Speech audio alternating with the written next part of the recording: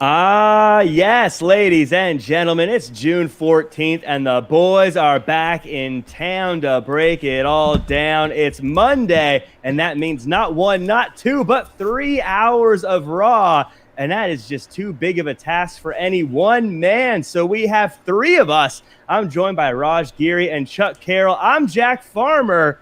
How are you guys feeling on a Monday night, Chuck?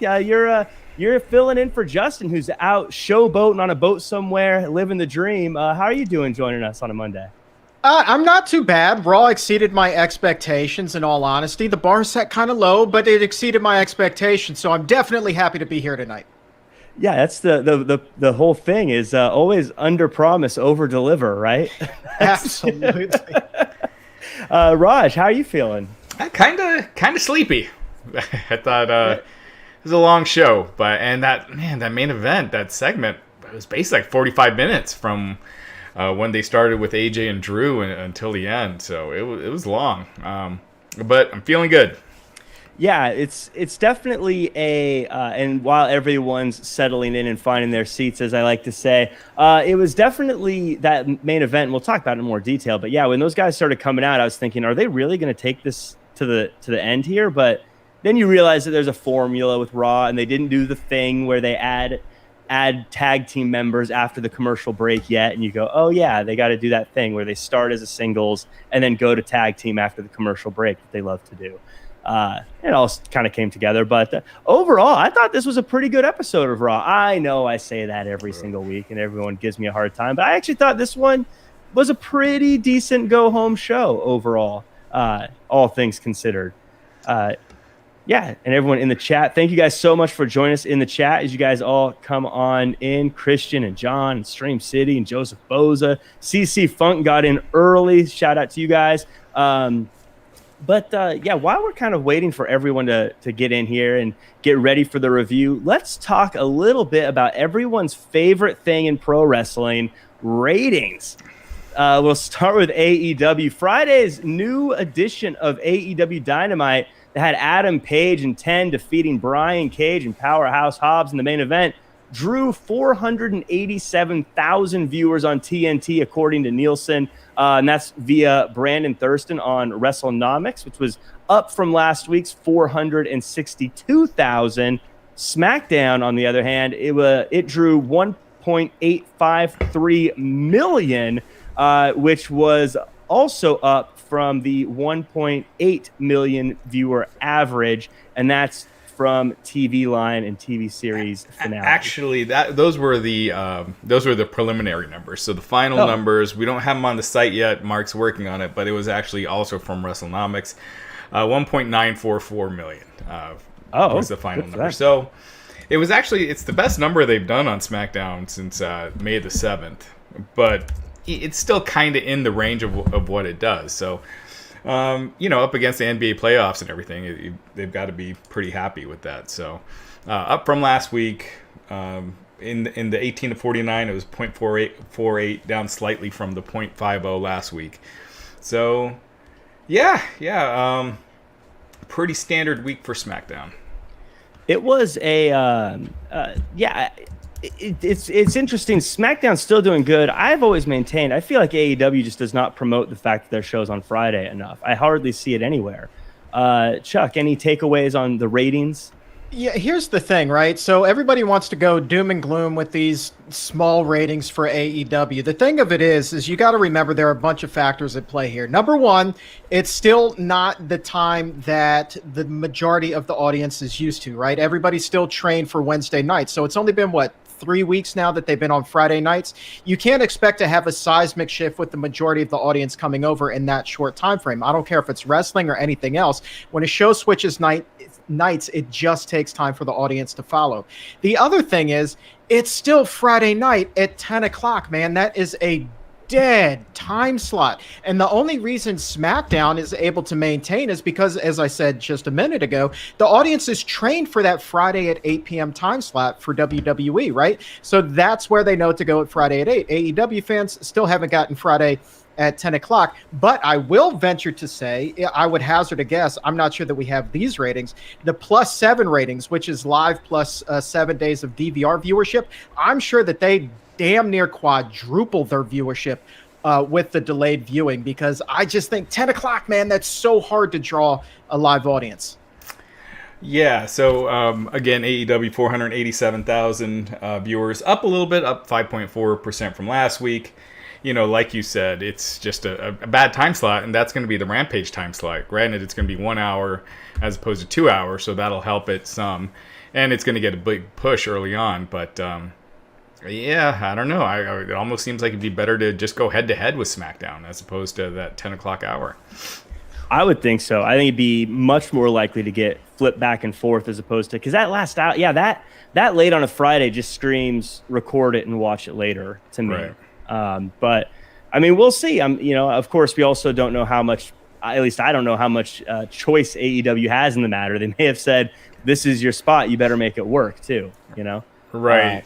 Yeah, the Observer, they had posted in there before that one of the reasons they wanted to do that Friday night time slot is getting some of that SmackDown audience, because you got theoretically 2 million people that are finishing watching SmackDown looking for something else. And so, but that has not been happening so far in big numbers, obviously, as we see. So if that is the only reason why they're doing it, they might want to rethink that time slot if they have an option. Well, isn't that kind of foolish thinking on their part? Because we saw that the NXT and AEW audiences were very much discreet, right? There wasn't as much crossover as they thought. So then you're going to the main roster. Would you expect for there to be more cross-pollination between the two fan bases? I wouldn't. Yeah, I guess NXT and AEW did have a decent amount of cross, going back and forth, especially during commercials. I like, a significant amount at times. So, but the NXT and AEW audiences are more similar, I guess, whereas SmackDown and AEW maybe not so much. So, yeah, it's we'll see. We'll see what happens. But it's supposed to be debuting in August. Yeah, it's a tough spot. But speaking of NXT, it's being reported that by Mark Middleton on Wrestling Inc., by the way, the best place for pro wrestling news, Samoa Joe is reportedly back with WWE after being released in mid-April due to budget cuts. It was reported last week NXT officials wanted to bring Joe back, and Triple H, quote, snatched him back as soon as possible. Dave Meltzer reported that Samoa Joe was given a Regal-like role. I don't know anyone who's ever said they're not into Samoa Joe. So regardless of what they're doing with him, I think it's smart that they got him back. Raj, how do you, any extra news or notes you want to add to the idea of Samoa Joe coming back? Yeah, so according to PW Insider, it's a done deal, and he's going to be working exclusively in NXT. So, that's, it sounds like it's on off, not an in-ring role. So clearly he hasn't been cleared yet, or hasn't been cleared. So, yeah, I mean, you saw the angle with William Regal. It definitely seems like Samoa Joe is going to be involved in that. So, with that round of releases, I think Samoa Joe was the biggest surprise, and now he's back. So we'll see. I think he can do anything. Anything he's done has been great, whether it be in the ring, on the microphone commentary. Chuck, are you a big Samoa Joe fan? Huge Samoa Joe fan, have been for years, ever since he was working the indies. I just think that this guy is tremendously talented, obviously has a mind for the business. And if he does take an on-camera role, kind of taking over for Regal in the GM position, that's cool. I'm more curious to see what he can do behind the scenes as a producer, helping the guys to put and girls to put these matches together and use his wisdom, what he's learned over the years there. I think that he would do a hell of a job in that role. And yeah, I also agree with Raj that medically it just doesn't seem like he has been able to get that clearance yet. Otherwise, I think that there is a very good chance that we would have seen him go somewhere else. That's just pure speculation, obviously, but I do think that if he could continue to wrestle, that he would. And then the last point that I have here is, why isn't one hand talking to the other in WWE, right? Why is there such a quick about face in bringing him back, right? If Triple H knew that he wanted to use him in NXT, why wasn't he given a heads up that Samoa Joe was going to be on the cut list, right? A little communication goes a long way here, people. Yeah, it does seem like with these cut lists, like they come up with it the morning of sometimes. Because, like Lana and Naomi, they were just wrestling together, a couple nights, the night before they were a tag team on Raw. And then boom, Braun Strowman looked to be figured in their plans, and boom, he got cut. So it is very strange how those are handled. But, at the same time, by doing it this way, they get to renegotiate the deals and probably get them back at a lower rate, because they were signing people to insane deals, when AEW first started. So, yeah. Yeah. It's, I think when you think of it less as a, I know we see it as wrestling, when you think of it as just a generic corporate entity, that happens all the time where one side isn't talking to the other and things happen and personnel doesn't get used a certain way. But, of course, when we see all the wrestlers and we know who they are, we can see that when that happens a little bit more, I think. But yeah, especially when it's creative plans, you would think you would have more synergy between, maybe the writers and definitely between Triple H and Vince as far as which NXT and which main roster talent are getting cut. But yeah, well, one way or the other, Joe is definitely a strong name to have on your show. And speaking of strong VPN. What is Strong VPN? Strong VPN is a virtual private network, hence VPN in the name. VPNs help you safely browse the internet, whether you're watching a Twitch stream, gaming, or spending way too much time on social media. With Strong VPN, your connection is encrypted. That's important because it means that no one else can spy on what you're doing. You can use Strong VPN on your computers, tablets, phones. You can even install it on your router to protect every device in your household. And the best news is Strong VPN uses the latest generation VPN technology called WireGuard, which means it doesn't slow down your connection like other VPNs.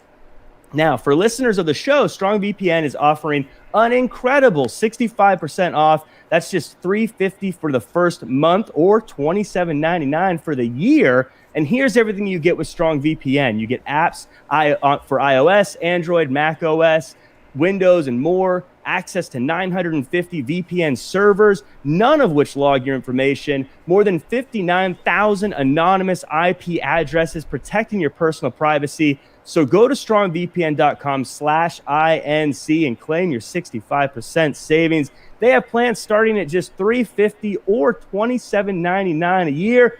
Get started with this limited time offer and save 65% off monthly and annual subscriptions. Visit strongvpn.com/INC. Once again, that's strongvpn.com/INC to save 65%. And security, it's more important than ever right now. You see all this stuff going on. Just last week, a bunch of big sites went down because Fastly went down. And you're hearing about like meat packing plants, being hacked into and all this stuff worldwide. So it's security is more important than ever. So definitely try it out. Not to mention, if you have a firewall at your office, this is going to help you get right around that too. I'm just saying, maybe I know from experience, maybe I don't, but you might want to try that out. Yes. Yes, it's a very smart thing to do, and definitely doing it now before things happen is always the better way to go. I want to get to some super chats, though, before we move on to Raw. I am Vish said, stopped watching Raw last 2 months. Team, when will it revive the Attitude Era? Also, who would be the next big thing in WWE except for Roman? I personally wouldn't hold my breath on the Attitude Era at this point, but I'll throw it to you guys. Who do you think the next big thing will be, not counting Roman? Oh, my God. I mean, Drew McIntyre, maybe? It's just, that's almost impossible to say because who else has been groomed for that position other than Roman, right? Karrion Kross, I guess, if for when he comes up to the main roster. They're definitely protecting him. They're basically making him the Roman Reigns of NXT. But they need some baby faces too, to battle the Roman Reigns and the Karrion Krosses. I mean, that's great that you have Roman Reigns being so dominant, Karrion Kross being so dominant, but at some point you need that hot babyface that can help revive business more. But I would love to say Karrion Kross, but I have zero confidence in the way that they would use him when he's brought up to the main roster. You see this abysmal track record where they take these phenomenal talents down in NXT and they do nothing with them on the main roster. So fingers crossed for a bright future for him, but maybe you want to stay in NXT, man. I mean, Kross does, the one thing he does have is that he has the size and the look that Vince likes. And usually when you see guys with that size. Even, I mean, look at Lars Sullivan. Granted, he got injured and other stuff got in the way, but they were looking to go to the moon with that guy when he first came in. He was destroying everybody. He destroyed Kurt Angle like his first night in or second night in. So, I mean, Vince likes that, the big guys. So I think he'll probably get a better shot than most of the other guys in NXT. My prediction, I think Montez Ford is going to break away and be a massive star. I think eventually he's going to become a singles guy, and I think he's just got the personality. I think he's got the energy. And, I think Bianca Belair as well. I think she's someone that she's the champion now, but I think she'll be able to reach just that next level at some point and be the biggest female superstar they've ever had if things go the right way for her. So those would be my two predictions. Krana Shah asks the question, Alexa Magic and Zaya Mei Ying, Raj and Jack. We had talked about this a little bit on Twitter with NXT. I'm not a big fan of Alexa Bliss, but I am loving Tian Shah and what they're doing in NXT. Raj, what are your thoughts about that? Everyone knows my thoughts on Alexa Bliss. I didn't think it was as bad tonight. It seemed like they toned down a lot of her outfits weren't changing. Where she was hypnotizing Reginald was absolutely ridiculous, though. Yeah. And they kept doing all the camera cuts while she's hypnotizing him, so it's just like making you sick. I'm not a fan of Magic. I don't like it in NXT either. I'm not a fan of that 1,000-year-old lady. So you're not supposed to talk about a woman's age, Raj. Come on. No, I know. Shame on you. Right, I know. 1,000 years old. No, I always say the difference is, I think, because on NXT it's about them having matches and fighting, whereas Alexa Bliss, it's all this other cuckoo stuff that they're doing. But we'll talk about Alexa Bliss in a second. Cheering for Brooklyn, not the Nets, Justin Lopez. Everything out of Joe's mouth sounds like real beef, so him as an authority figure will work. I agree. Every time he says something, I think he's going to kill somebody. I can't imagine Johnny Gargano arguing with him about having to defend titles and things in the future. And Jax in the chat says, a lot of these talents didn't get a chance to renegotiate, just drop like a fly, and talents asked to come back. Why would you? Slap in the face. Probably part of the negotiation process is kind of that whole, we cut you, now you need us to renegotiate as opposed to want us to. But any thoughts on any of those comments, fellas? Yeah, I've always wondered why more talent isn't approached before the cuts and offered to, or at least offered a pay cut, and then, the opportunity to stay on, whether or not they do, that's 100% up to them. You see that in other professional sports. Granted, WWE is a little bit different, but you do see that in football especially, oftentimes also in baseball and hockey. The sports, you just see that a lot. And I think that it would behoove WWE to do that in these cases, especially now that it looks like there will not necessarily be, this the same amount of opportunities to sign elsewhere as there were a couple of years ago. AEW's roster is still getting full. Now, we're still seeing a lot of guys being signed, but it's not going to be at the same rate as it was a couple of years ago, and it's just not sustainable to keep signing person after person after person who's been released. So given the opportunity to stay and take a pay cut, I think that for a lot of people, that's probably the best option. But what we got to remember, too, is most of these people aren't offered deals to come back. The vast majority haven't received, it's only, Drake Maverick last year was out of that, round of releases was offered, something. Heath Slater, when he got released, they gave him a really bad offer to come back. But for the most part, it's sounding like maybe Aleister Black and now with Joe, but the vast majority, that hasn't been the case where, they're looking to bring him back. It's an interesting move the WWE is doing with these cuts, and it sounds like, at least from an outsider looking in, I don't know anything about how they run their accounting, but it feels a little bit like I think they believe that their brand can carry things more so than the individuals, and why pay someone a lot of money when you can pay someone else a little less? I don't know. That's just sort of what I'm seeing, what it looks like. Let me chime in on that, right? So this is something that we're seeing a lot in media, right? So when I first started in radio, there was a lot of personalities built up, right? It wasn't just the station, it was the jocks on the station that made it so special. But then everything got pared down and they wanted all of these cheap interchangeable parts, and they relied on the name of the station and they relied on the music format or the talk format, whatever that may be, to retain the audience. But what they saw was a gradual and sustained erosion of the audience, fewer and fewer and fewer listeners. And doesn't that sound familiar to fewer and fewer and fewer viewers on Monday nights? Yeah, I think you make a point. I always say the past year, people weren't going to Tampa Bay Buccaneers games; they were going to Tom Brady games. I think they go to LeBron James games. They don't go. Well, Lakers are a little different, but I think you go to see the stars. But that's my opinion. Yeah, I think no. You look at UFC or anything. It's the stars draw. Yeah, Logan Paul. And Jake Paul. They've made names of themselves, and they draw. For fights that no one cares about those fights, but they are interested in watching. Like. It's not like it's a dream fight for Mayweather to fight Logan Paul, but people are paying to see it. It is fascinating. Everyone will kind of poo-poo on those fights, and then they draw these huge numbers. So someone's buying them. I don't know. Yeah.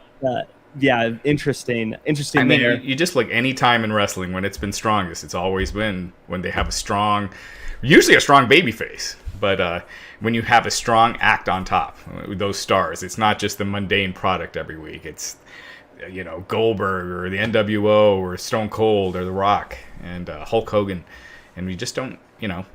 They're just trying to make it more about the brand than stars right now. I mean, even SmackDown seems to be the one holding on to the ratings, and they have Roman Reigns, the star, who's the guy there. So. Speaking of big stars that we all want to see, Alexa Bliss started Raw this week. WWE basically started the show by saying, if you didn't watch all of last week's episode, we're just going to show it to you again. And they replayed most of what happened. Alexa Bliss says Lily is going to be on time out before going to see fans. We're told we're going to get Shayna Baszler versus Alexa Bliss at Hell in a Cell, but for now, Nia Jax is going to slap some sense into Bliss. We get that match tonight between these two, and I actually thought from a booking standpoint that made sense. Shayna Baszler's tag team partner is saying, hey, you messed with my friend. We used to be friends. Let's have a fight to settle this. I want to know first, Chuck, how did you feel? Bliss had a match. It made sense going into it, at least I think, and she got a win going into Hell in a Cell. I think that from a setting everything up standpoint, that's good, right? Absolutely. I think that this is the best that we've seen of Alexa Bliss in a very, very long time. And perhaps it was because Lily was in timeout and wasn't there, so we didn't see the magic and all of those theatrics that came with it, right? So we just saw Alexa Bliss. And yeah, the angle itself could still use a lot of tweaking, but again, a lot better than it has been. So A+ for what they did tonight, in my humble opinion. Do you think they kind of wrote off Lily there? You think Yes. she'll be back? It felt like they were writing her off, and it was just a quick, easy way to do it.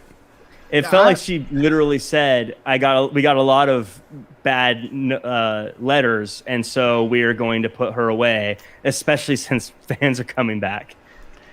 I mean, I was just waiting for the Lily doll to show up in WWE shop personally, so I'm kind of surprised that they're not continuing with it from a business and money standpoint, but from a just storyline standpoint, thank God and good riddance. Yeah, absolutely. So hopefully, maybe because they are going back to fans, they're not going to be able to do all the gaga that they've been doing. So maybe they're paring it down a little bit.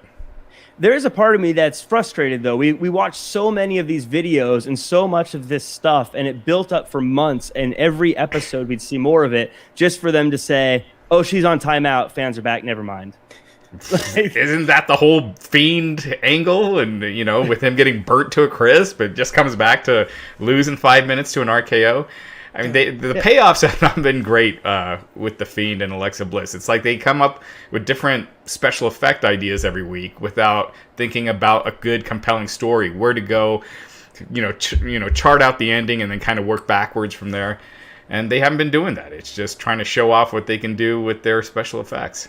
Yeah, and let's just take a second to remember this is so the MO for WWE. It's like you go with the storyline and then just drop it like a hot potato, right? And usually that is the most frustrating thing in the world. But guys, let's not debate this one too much, because tonight it worked out and it was sweet. All right, it worked out in our favor for once. Yeah, I'm totally fine with them just dropping it. Yeah, it was. Well, but is it really dropped? Reginald looks like he had some stuff going on. He was getting hypnotized. Maybe he's the new Lily. But just, I would say I did also. I want to throw Let's in. not put that out there, Jack. No, please no. We're gonna get another year of video packages of him as Lily for them to say never mind and stop with the whole thing.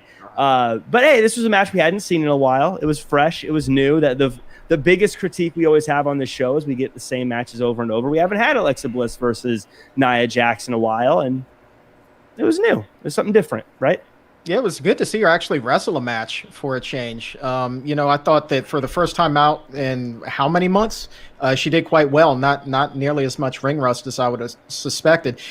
Kind of kept things simple, but I like what they did. So knocked whatever ring rust there was off before the pay-per-view.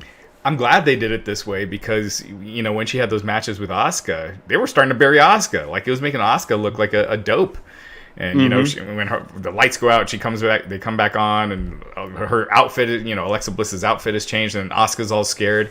If they were doing that with Nia, that would have just sucked. So this way was way better. It was just a kind of a regular match. They did their hocus pocus magic at the end with the hypnotizing, but the match itself, this was her first time wrestling in months since March. I am hoping that we get Shayna Baszler just beats the Fiend out of Alexa Bliss, and then we move on forever. And from there, someone who's having a little bit of trouble moving on later in the show. Elias had a match with Riker again, and not only was this a match we've seen, but it was literally the same ending as the last week where Elias just walked off. But I did want to say, I am embracing the new look of Riker, and I think cutting his hair was a good move for him, especially since it's thinning out. And it's a shame that he never stopped to check out the website Keeps. Keeps there's more than 50 million men in the U.S. suffering from male pattern baldness, and 2 out of 3 men will experience some form of hair loss by the time they're 35. And look, I know I have a big forehead. I know I got a little divot right here where my hair is disappearing, but it makes me think about hair loss all the time. It's important to me, and doing my research about keeping my hair, I came across Keeps, and it offers a simple, stress-free way to keep our hair. And what's also cool is it comes with a convenient virtual doctor consultation and medications delivered straight to your door every 3 months in discreet packaging, so you don't have to leave your home to get the proven results. Keeps has more 5-star reviews than any of its competitors and comes at a low cost with treatments starting at just $10 a month. If you're ready to take action and prevent hair loss, go to keeps.com/INC to receive your first month of treatment free. That's keeps.com/INC to get your first month free. Keeps.com/INC. Remember, prevention is the key, so act fast and do it before you lose your hair. Do it now so you can keep it forever. In any case, Elias... and I've been using Keeps for years. And, this hair doesn't happen by accident. So I've been using Keeps for a while. I've even shown it on this podcast before. So looking good, buddy. Looking real good. Today I'm a little disheveled, but...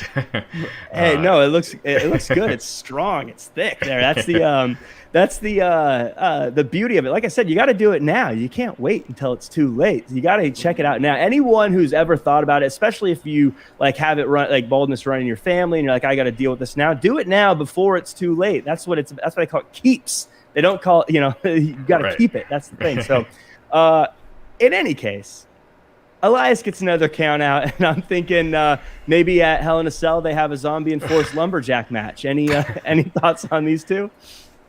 No zombies, please. Even if they're rock and roll zombies, no. I'm just going to throw that out there. Absolutely not. This seems to me, honest to God, even though you're kind of reintroducing Riker, it just seems to me like a throwaway kind of a feud that's not really going to go anywhere. And I'm not sure where they're going to go with Riker, to be honest. Like, I'm still kind of concerned for his sake that he's not going to go anywhere. In another month or so, he's just going to be completely forgotten, like we've seen so often in the past with so many other people. But Raj, I mean, do you think that this particular feud has legs? No, not at all. I think they're going to keep doing it. Yeah, what do you mean by legs? Because it's going to go. Yeah, I mean, it's just the regular, WWE pattern where it's the same match week after week. This time they did the exact same finish as well as the same match. Riker, man, he looks like a really intense Matt Cardona, doesn't he? Kind of. Yeah, I could see that. Really pissed off Matt Cardona, but I just don't see it with him. I know you got to try, and again, until we have fans back next month, we're never really going to know. But my guess is that the crowd would have been really, really quiet during this match. Crickets, man, crickets. It was definitely, like I said, I think these two are a good hour one rivalry. I think it's fine, but you got to progress it in some way. Someone's got to you can't do the exact same thing as the week before. Even if you're going to have Riker just, beat up someone who is usually on main event. Even if you're going to have him just, right. You got to have him do something different to at least show us. We haven't. He's now changed. We're supposed to love him. I don't know what his finishing move is. I don't know.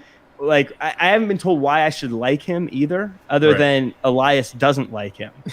Right. That's not reason enough? Yeah. No, I'd rather hang out with Elias, to be honest. He seems like a cool dude. I'd rather be his buddy. I don't really get it. But hopefully it does something. I don't know. I'm a huge Elias fan, so as long as he's getting at least matches on TV, I'm happy. Jax in the chat says, hasn't been talked on. Keith can't tell his story. All that drama. Thoughts? I don't know anything about it. I mean, they pretty much said that, Mia Yim has said, they want people to respect their privacy with stuff like this. I think it's pretty well known that Keith Lee had some sort of injury and wasn't cleared, and that was kind of the end of it. It's kind of a weird deal. Yeah. I'm a huge fan of his. So whatever is going on, I hope everyone's okay and everything works out and the best things happen, because I really enjoyed him and I enjoyed watching him. So whatever it is, I hope it all works out. He could really be used. I mean, they need some fresh faces.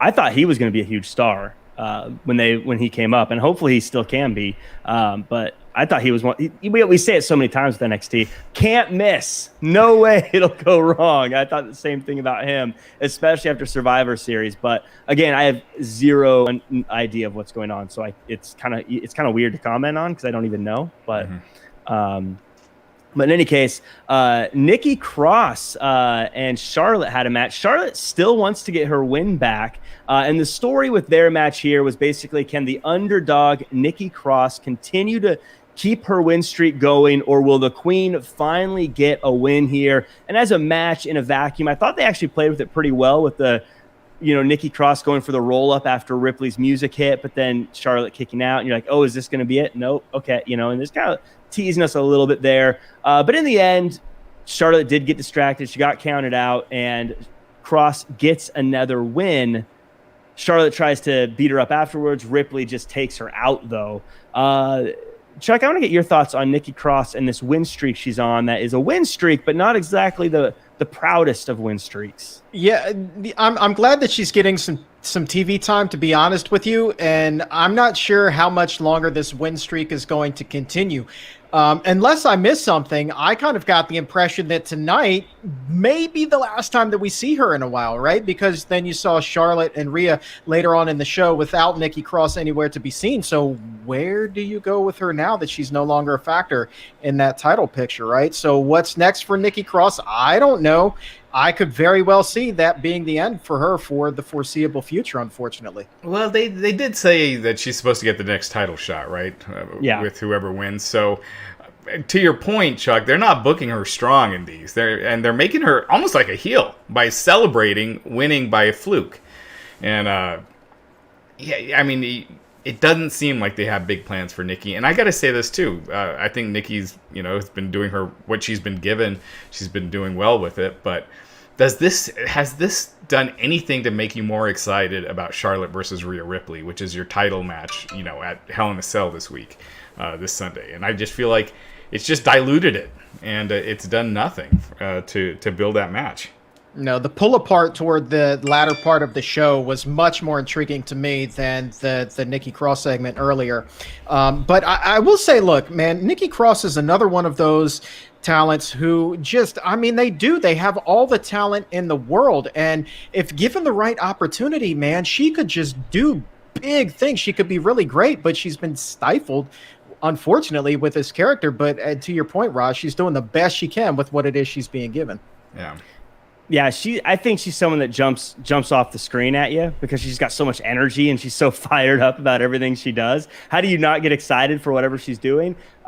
If I was playing fantasy booker, I think I have a feeling Charlotte wins, and then the next story is, can she get a win over Nikki Cross, who's got a bunch of wins over her already? And then, of course, she probably does at the next pay-per-view or whatever the next thing is. That's what I'm seeing, but I agree with you. I think Charlotte's winning, which is I think it does hurt Rhea if she does, but it just feels that way. Like that's the way they're going. So and then the feud with Nikki after that.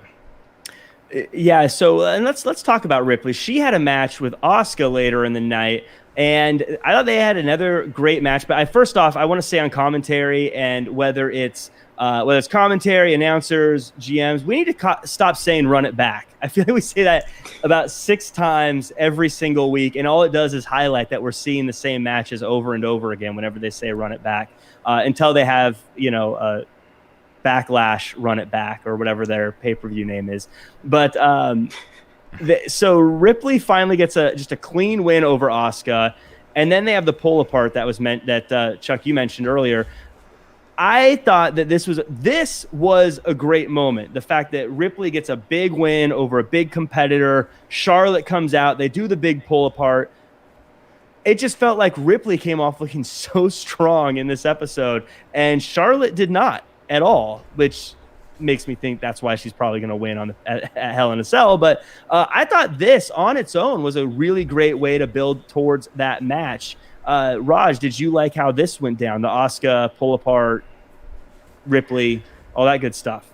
Yeah, I mean, they've done Rhea Ripley versus Asuka now a lot, over the past couple of months. But Asuka's always great in the ring.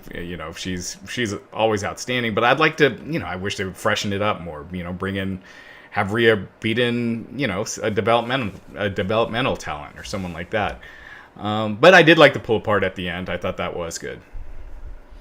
Yeah, I thought that it was great, man. There was a lot of intensity there. And, you say Charlotte didn't come across looking good. She didn't earlier in the show, but I think that by coming out later and with this segment, she definitely had the opportunity to redeem herself. She got her nose busted there, so there was a little bit of color on her face. Her clothes got torn, right? So they were scrapping, man. It was really good to see. This was actually, I think, my favorite segment of the entire show. Yeah, this to me felt like classic right before the big show kind of Raw. This felt great to me. The pull apart, I love pull aparts though, so I was all in on that. And I agree, Charlotte did look better now, but after she got wiped out by Ripley earlier in the night, I was kind of hoping that she'd get a little bit of revenge here, but it just kind of broke even there. So who knows? But I agree with you. I really enjoyed this segment. I thought it was a good spot in the night. And, I don't know if this will be the last time these two go at it or if it'll be the first of many more, but I think I'm ready for everyone to sort of just go their separate ways at this point with these guys. Yeah. Brian Outen in the chat says, "Hey guys, did Ripley really kick Charlotte in the nose? She really bled." Yeah, I think so. She looked like she was really bleeding there. Yeah, it looks like they just a miscommunication or something. And, an errant shot caught her, but kind of a cool visual for Charlotte, Yeah. Yeah, I think so much of Becky Lynch was that broken nose moment. And I mean, you never want to do it on purpose, but it does look so cool when they have the blood in their face and they're standing with their arms wide, like, come get some. Just Yeah. great visual. Bid Moon says, Eva Marie, next women's champ. Great post show. Cheers. We'll talk about that. I have a lot of stuff to say about that. But first, I want to talk a little bit about the Jeff Hardy, John Morrison, Cedric segment. This was a whole bunch of stuff that happened. Morrison gets a match. He gets a win, which I was actually cool with. I thought that this was a great way to keep Morrison on TV, getting wins. And I think Jeff Hardy is the perfect guy to have getting wins over that. I guess, he used to be a champion, but he's also not in the middle of anything. So he freshens it up. It's good to see him again. People love him. But then Cedric comes out, and they're going to have if Jeff loses, he retires, and Jeff just beats Cedric again. And now Cedric is 0-2 against the Enigma. Any thoughts? Raj, we'll start with you on Cedric, Morrison, Jeff Hardy, this whole thing. I mean, just booking wise, it didn't seem to make a lot of sense. I mean, I'm fine with Morrison getting wins if he's, if they're doing something with him, if they got some plans for him. But Jeff and Cedric are the one in the feud, and they both lost here. So that's just not in a story. That's not how you're building a feud between two people, is just having them both lose. So I don't know. It didn't make sense to me. Hardy beating Cedric just again. Part of WWE's problem is they just do matches over and over as opposed to expanding the story or putting in twists and turns and just like in any book, you want to evolve the story and not just match. And that's what they're doing. It's hard to get deeply involved in this angle. I'll tell you what grinds my gears about that particular segment was the way that they just willy-nilly threw out the retirement match for Jeff Hardy, right? It was like, where in the hell did that come from, right? Like, it's are you kidding me right now? And are we like really supposed to take this seriously at all? A retirement match for Jeff Hardy, future Hall of Famer, against Cedric Alexander on Monday Night Raw? Give me a freaking break here, right? So, this is just WWE doing what WWE does. Mind-baffling segment to me. Didn't enjoy any little bit of it, and I got nothing else for you on this one. Just frustrating. Yeah, what if you just, and again, here we go with storytelling. What if you just this week, you didn't have them wrestle, you just had Cedric come out, say he plans to retire Jeff Hardy, and he challenges Jeff Hardy, and he puts something else on the line, and they build that match for 2 weeks down the road, and then in the build-up, they show Jeff Hardy's career, and, build it as something big, that the career that he's had, and make it mean something, so when you get to the match, you're wondering, I mean, they've been doing all those video packages, are they going to beat him? Make it seem like a big deal as opposed to just a nothing on, during the show. I had already forgotten about that when you brought it up.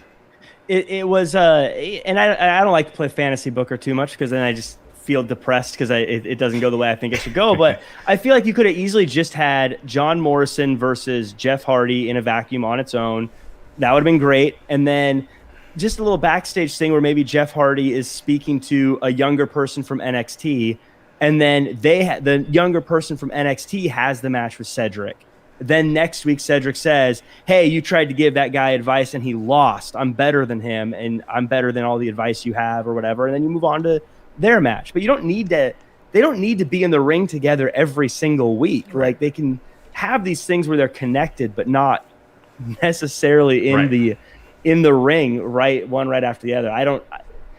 Like I said, my positive takeaway is, John Morrison getting a win versus Jeff Hardy. That was cool. I like that. I don't really understand the direction of Cedric losing to older guys, saying he's better than them, and then losing a bunch of times until he wins once and then moving on to the next person. It's a weird spot. But I'm glad he's on TV because I like Cedric Alexander. Now, Jeff Hardy did talk to someone backstage. He talked to Matt Riddle, and I thought this was match of the night for me, the RK Bro versus New Day. And the story of the match, what I thought was really great was that I felt like the story was that can RK Bro trust each other, which is what Jeff Hardy said they need to be able to do. And there was a lot of moments where Matt Riddle was pinning someone and Randy Orton had to run out to stop the other person from breaking up the pin and all these other moments. It was also just a really good match. RK Bro gets the win. New Day gets the loss. And I think this, I complained about the last one we just talked about. This one I felt went perfect because now I can see New Day's trajectory. I can see RK Bro's trajectory. It's all working out great. But Raj, how are you feeling about how this one broke down? Yeah, the match was awesome. I'm curious what they're doing with MVP and Kofi. I've mentioned before, I'd like to see, I think it'd be great to split up Xavier Woods and Kofi Kingston at this point, just because they've been together so long. And I think, aligning him with MVP, it would be a fresh coat of paint, and, it would be just rejuvenate that character. Because I think Kofi has been cutting some great promos the last few weeks, and I'd like to see more of that. I hear you. I actually was wondering tonight if it was going to be Woods who winds up joining Hurt Business, right, and turning heel, right? So I was wondering that, like, are they going to keep Kofi a babyface here, especially as they go back in front of fans? They know that, he's beloved, so let's go ahead and give the fans somebody that they can keep cheering for. So that's kind of what I'm wondering there. Would it make more sense, you guys answer me this, if they flipped Xavier Woods as opposed to Kofi Kingston? Kind of like the Tatanka Luger thing, where everyone's expecting Luger to turn, and it's really Tatanka that turns. Something like that. I love it. I love that, especially the way they talk to him, because Woods has he could have such a, you got all the attention, you got all the credit. I was always the guy that just had a trombone, and now I'm getting the attention or something. It's I think that would work out great. I'd love to see that, because Kofi's so lovable. I don't know if I could ever hate Kofi. He'd have to do a lot for me to hate Kofi. Isn't Xavier too, though? Yeah. They're both really, they just look like the nicest guys. So that's true too. But I can see Xavier pulling it off. For sure. Yeah, but so here's kind of why I was thinking that, right? It was, Kofi has cut these long, drawn-out promos about why he's not going to align himself with Bobby Lashley and MVP, right? But Woods, he was a little bit more concise with his words. His interjections were very short, and so to me that was just like, well, he's way less adamant about this than Kofi is. So maybe it is the old trombone player that's making the switch. Do you think they just forget about it in 2 weeks and the storyline's dropped? Probably 50-50, man. It's WWE. Yeah. Remember where everyone's coming up with all these ideas for Aaliyah and Buddy Murphy and where that story could go, and it's just like 1 week it's like, it's not here anymore. Yeah, it is. Again, that's the worst. But even if they did just a quick like blow off thing with this kind of stuff, I think I'd be okay with it. And I'm actually even okay with them when wrestling drops certain things that aren't working, I'm okay with it. Like, personally, I wasn't a fan of the Nightmare Collective in AEW back in the day. I was glad they just dropped it. Yeah. But when it happens so often, eventually, like, come on, you got to pay off something. Like, I got to get something out of watching all this. You can't drop everything every time. Right. But yeah, I think MVP and Kofi have such good chemistry together. I loved that. I love their backstage talks. I love the way that MVP is kind of like a devil's advocate, sort of trying to get him to do bad things. But Kofi's just so impassioned in these promos. I can't find a believable way for him to join MVP. So that's why I think I like Chuck's option, because now if he changed his mind, I'd be like, oh, come on. You said all this stuff and now you're changing your mind? That doesn't make sense. How long has Kofi been with WWE now? It's been like... I'll pull that up. Hold tight. Keep talking. Talk about. I want to say it's like 12, 13 years or something like that. And he has been a babyface almost that entire time. And Xavier's been, with the company for a long time too, and almost been a babyface the whole time. There was just that like 3 or 4 months where the New Day were heels when they were first getting super over. But outside of that, they've just been babyfaces. So, sometimes there's a spark when these guys turn heel, like Sami Zayn. When he turned heel, he just got uber more entertaining, and it helped his career a lot. So I'm down for one of them to turn.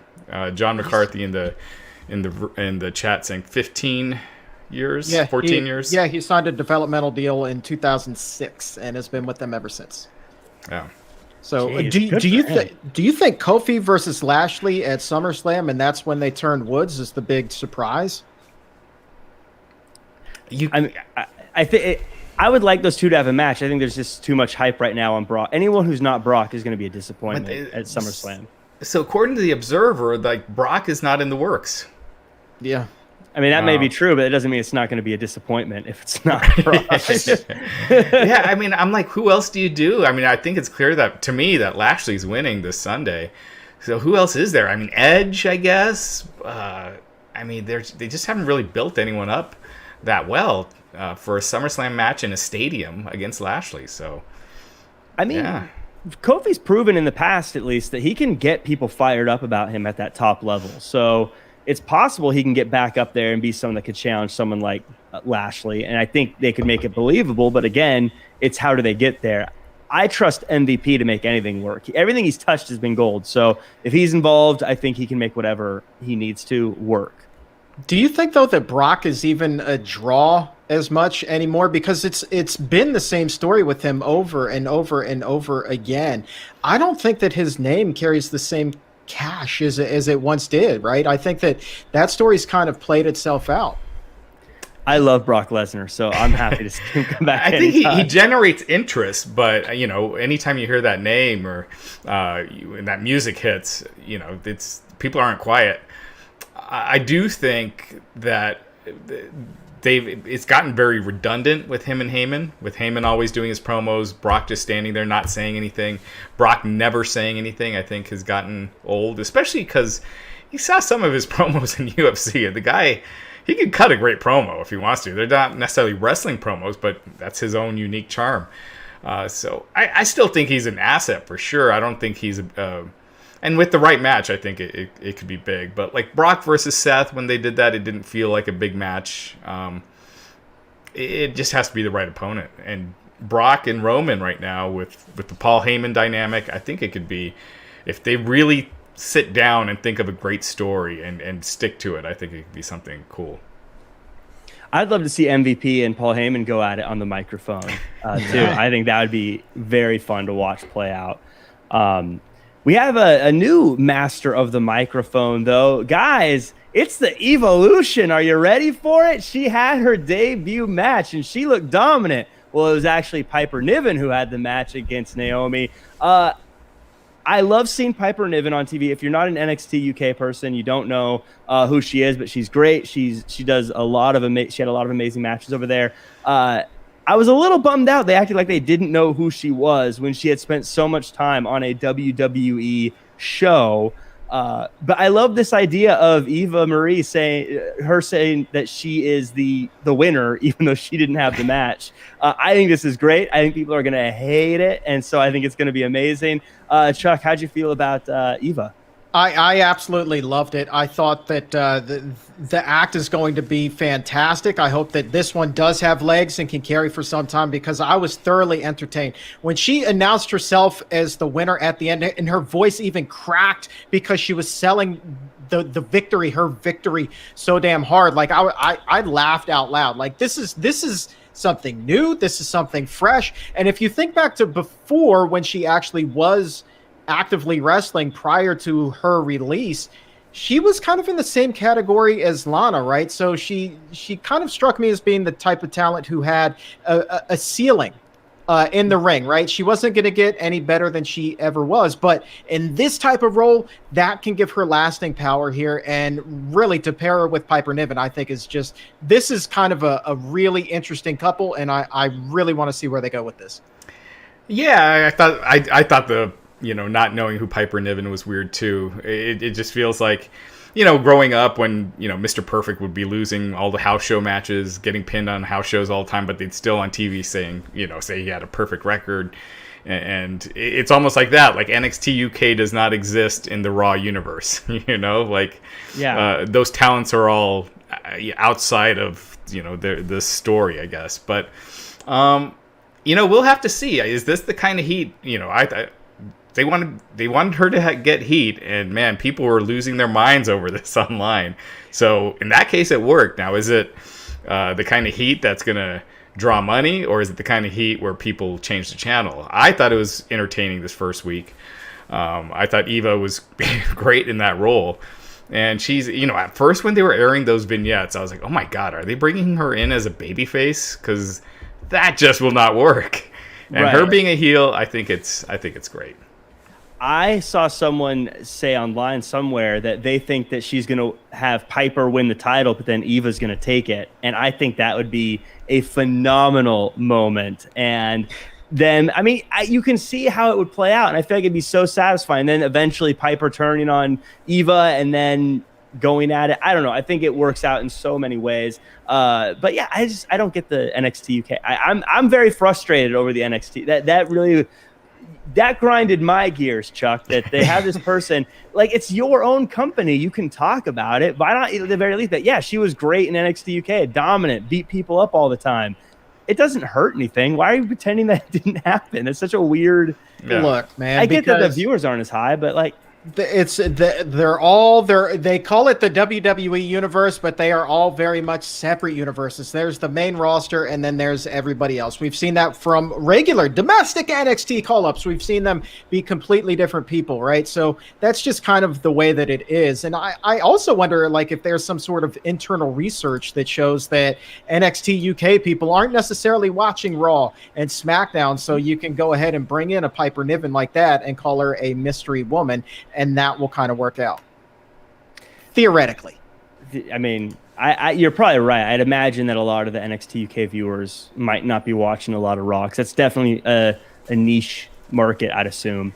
But yeah, I don't know. Even if you don't talk about her time in NXT, you just say, oh yeah, we've seen her before. I don't know, right. But I'm sure there's a reason somewhere. But yeah, I understand if you're doing that with someone from TNA or ROH, you know, like acting they're a complete new person. But yeah, when you're with your own talent from your own TV, it's just kind of weird. I wonder, because I had seen online people had said that she might have a different name. I wonder if they just didn't know what the name was, so they couldn't say the name. They were like, just say you don't know who she is. But you could just say, oh, she wrestles in NXT UK as Piper Niven. And then Eva Marie is like, she's no longer Piper Niven. Give her a name whenever they come up with one. You know, there's easy ways to work around that. Yeah. That's not a social influencer name. This is a social influencer name or something. Yeah. So that was very weird. But I like where this is going. I like what happened. I'm all on board. I'm so excited about that. Something else I thought that actually played out pretty well, even though it was pretty repetitive as far as the matchup goes. Brooke and Mandy backstage with Tamina and Natalia. They have the two that are the classic getting their photos taken, and the other two that are the classic hard workers, and they get into a scuffle backstage. And now it looks like that's going to be the women's tag team title match. Again, this is a matchup that isn't exactly super fresh or one that we didn't see coming, but I like that they just had an argument backstage and got into a fight about it. I thought it was very simple and it worked effectively for me anyways. Raj, if we only have 4 teams to shuffle through, is this a good way to build up a match? Yeah, no, I agree with you. You know, instead of normally they would just do another match between them. So at least doing a little story, you know, doing something different, I'm all for that. I loved how they said you're only here, but basically you're only here because of how you look, and then the other two said you're only here because of your last names, which was I thought that was a fun back and forth. I like this segment a lot. I thought that it was pretty funny. Like at first, I was like laughing because why is there a training ring like right by where it is that they're shooting the pictures? But then the segment actually turned out to be pretty good. Did they say it was going to be on the show Sunday? Because this kind of says pre-show to me, even though it's got like a little bit of a story to it now. But either way, it gives you something to look forward to, right? Yeah, I don't think they announced the match, so they easily could on social media during the week. It does feel very pre-show. I could definitely see it as a pre-show match. A title on the line in the pre-show. Don't miss out. There you go. I feel like that stands out there. Cheering for Brooklyn, not the Nets. Justin Lopez. I had 2 friends text me asking who is that. So that tells you. About NXT right there. Also read the name pitched for her was Dewdrop. WTF. Dewdrop. What? I did see that online. I mean, that kind of buries her right off the bat if they give her that name. I mean, she can always change it down the road, but no, that's really bad. No, you get one shot, man. You get one introduction, man. No, you can't be doing that to her. God Almighty. Yeah, Viking Raiders are still trying to bounce back from that whole mess that they went through with their names. I mean, at least that had some reasoning, I guess, the changing of Viking Raiders. But Dewdrop, who came up with that? I don't. Yeah, that's a weird one. Even if you just kept it at Piper, or Niven. Well, wait a minute. Do you think that they don't want to go with like a Rowdy Roddy Piper inference with her, and so that's kind of why they may be changing her name? They don't want that confusion. They don't want people connecting those dots, even though there really aren't any dots to connect. I mean, that might. I don't know. I wouldn't think so. I mean, Piper is a very iconic name, associated with, with someone. It'd be like Savage or, something like that. But, yeah, I don't know. I couldn't tell you. I mean, they change names all the time for no reason at all. So, yeah. Yeah. Well, we'll see more on her next week. Hopefully she gets to keep coming back next week. Again, if you watch NXT UK, she's great. And, she seemed great in the match tonight. She got a win over a former women's champion. So hopefully there's some big things for her. But let's talk about the end here. Drew McIntyre versus AJ Styles. I first want to mention Drew McIntyre just cuts another long promo about William Wallace and doing the whole thing where he's building up to him about to say something dirty, but then changed it the last second, and calls Lashley Trashly, which, by the way, was Elias's bit back in the day. I felt like Elias got stolen from a little bit. But they have a match, AJ and Drew. It's cool. It does the thing where after the commercial break, at one point they come back and now it's a 6-man tag.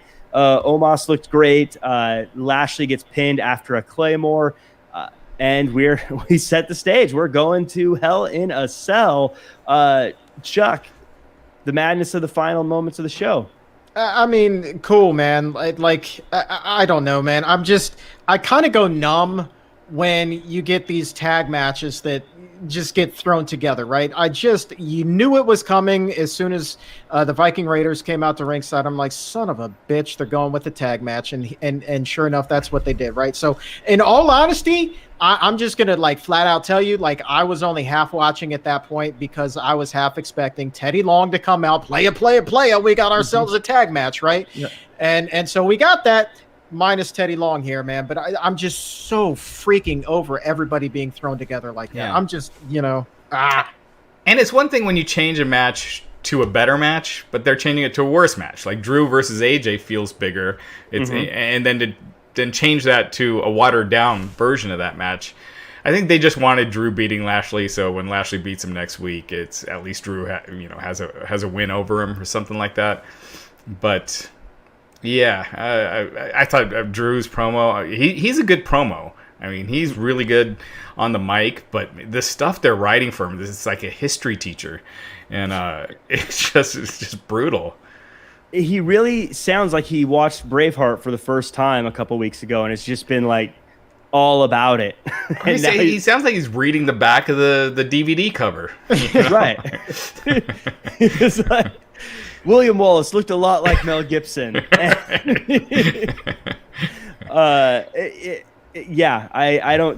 right. He's a good promo. He talks great on the microphone. This stuff just doesn't make sense to me. That seems very Vince, because you remember Roman Reigns, had talked about that, where he had to do the promo of Little Roman and the Beanstalk and stuff like that. So it's that absolutely. And you're right. AJ versus Drew, that could be a pay-per-view match. I think that could be a main event. That's amazing. I don't know why. I get there's formats, but it bothers me that every single episode of Raw has to have a match that goes to commercial break with shenanigans, and then we come back and it's a tag match of some kind. Happens every single week, and you can tell it's a programming point. And I just think if it happens every week, then now I'm always waiting. Is this going to be the match that turns into a tag team match? It happens every time, and so. Absolutely does, man. Absolutely does. And when you go down that road time and time and time again, even though the faces may change with these tag matches week in and week out, the fact of the matter is, essentially, it's the same damn story that's being told over and over and over again. Nobody's going to tune in to see the same damn thing every single week, right? This is why the audience is going away. And I know, guys, we could talk about that all night, but it's just, come on, WWE. Shake things up, man. Get a little bit creative. Step out of the box for once. Yeah, I kind of feel like we're in a holding pattern for the next month until we're back in front of crowds. Hopefully, they'll shake things up. But the problem is that they've had this issue before the pandemic. So it wasn't a thing about the crowds. It's just a problem with the storytelling, not making things exciting and having strong stories and twists and surprise. And I'd love to see that come back somehow. Yeah, I feel like even with this match, even if they just started the show with these three guys are going to take on these three guys, and then they built up the show about this match happening, because there's also I like when there's a story throughout the show. There was no real story throughout the show. It was just everything in a vacuum, its own thing, and it makes it so that at any point I can turn off the show if I've seen the people I like already.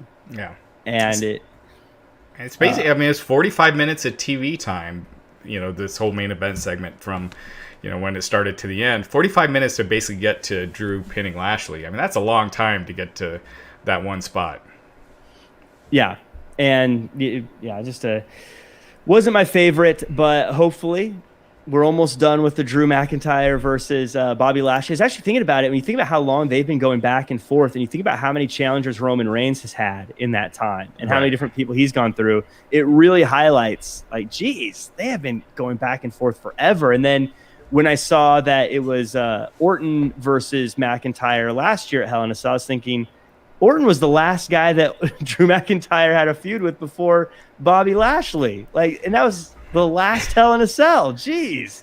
It's been going on forever, but it has been. I mean, and it's one thing if you're having a bunch of, again, like twists and turns and the stories going in different directions, and that's one thing. But it's been just 4 months of them just wrestling each other. Like, no real progression of the storyline. It's just been there. I mean, to Drew's credit, he did use a sword last week, so that was some growth. that was the story twist. That was my God. Freshen it up. It's not exactly the Da Vinci Code, but we'll have to do. Terry Allen Jr. in the chat says, Naomi losing in a short match is lame. I mean, I like her too. I'd like to see her more, but I think for her at this point, being on TV is a win, in my opinion, for her. She was in a tag team. Tag team's gone. If she's still on TV, that's kind of a win. It's not a fun win, but a win is a win, in my opinion. Take what you can get. Yeah. I mean, I'm sure Ricochet would have loved to have a short match tonight. For real, right? So that's a guy that you could throw in there, give him a match, and chip away some of that 45-minute main event, right? You got plenty of guys that are just chomping at the bit for an opportunity. Good quality talents. Yeah, chance. There were like 3 really long matches on this show, and I think just sometimes not every match has to be 30 minutes or 40 minutes. Save that for pay-per-view. Try to tell a bunch of stories, get more people on. It just keeps the show moving faster and it makes it more fresh. Yeah. This should have done Ricochet versus Cedric instead of Cedric versus Drew. Ryan W says Damian Priest, for example. Yeah, I don't know what happened with Damian Priest. He's not on TV lately, but he seemed like the world was his oyster. I don't know if something happened with him, but yeah, Bad Bunny went back out on tour. Yeah, I mean, again, it's not hard to just have Damian Priest beat somebody, Yeah, Drew Gulak, Damian Priest, right there is there's another guy that was forgotten, Angel Garza. Yeah, I mean they've got guys that you can just put out there. They don't need to necessarily win all the time. I mean, you look at, as the example for NXT, Swerve lost all the time, but he was on TV having great matches, and now when he's in Hit Row, we're not like, oh, he's just suddenly on TV doing this stuff. It's like, oh yeah, here's this guy that's been having great matches week in and week out, and it feels natural instead of just, wait, who's this? Why is this person getting on TV suddenly? Yeah, Jinder Mahal, they brought him back for 1 week, and Bid Moon's asking. And yeah, I mean, he was on main event, so it's not like he's injured or there's something going on. He's there. I mean, yeah, it would shake things up. You introduced these 2 new henchmen that he had, and then that's it. And that was, like 4 weeks ago? I wonder if the thing with him was, because everyone's been saying that he was going to have a rivalry with Drew McIntyre. I wonder if what happened was they said we want one more go around with Bobby Lashley, and so they said, okay, now we got to put Jinder on the back burner and then bring him back after this. Yeah, I mean, that was kind of my prediction, was that Jinder cost Drew the match this Sunday, and then they go Drew versus Jinder, and then Lashley versus, maybe, I don't know, Kofi or Xavier or something. That just seems so random at this point, though. I mean, it would be cool, but man, that just seems so random. They planted the seeds for that once, like a while ago, and then it was just completely dropped, and there's no seeds right now at all. No. So unless you watch like Raw Talk, or I think Jinder brought it up on Raw Talk that week he was back, but outside of that, yeah. And that's where if you have him just beating nobodies, I shouldn't say nobodies, but if you have him beating random people that maybe aren't in the middle of something, then when it does happen, you're like, oh wow, he's undefeated over the past 5 weeks. Like, what's this gonna? And it means something. Where again, now if he does it, you're like, oh, there's that guy from main event. Yeah. Yeah. So, yeah. I mean that does it for the show. Any final thoughts from you guys on this episode of Raw, the Go Home Raw? Yeah, I'll start.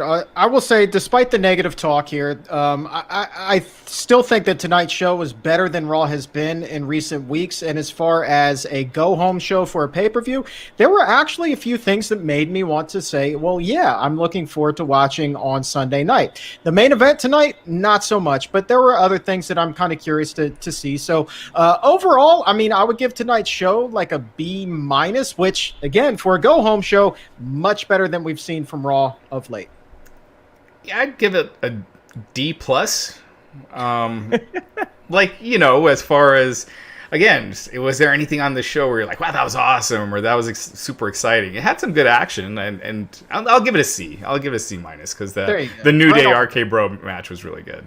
Yeah, but, there you go. Yeah. I think I would go with you, Chuck. I think I'd go in that kind of B- world where, because I think the wrestling was great, and I think there were some good moments in there. There were just a few kind of what's going on moments, but I think there was a lot of good stuff too.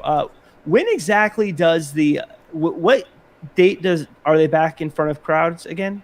July 16th, SmackDown. July 16th, SmackDown. And AEW is July 7th. Okay. So.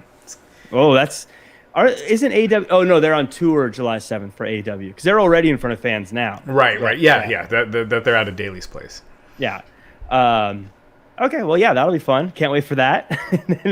But we'll have some fun with the ending moments of the Thunderdome. I can't wait until they destroy the Thunderdome in some way on their final episodes. I don't think they're going to. It's way too expensive. That's true too.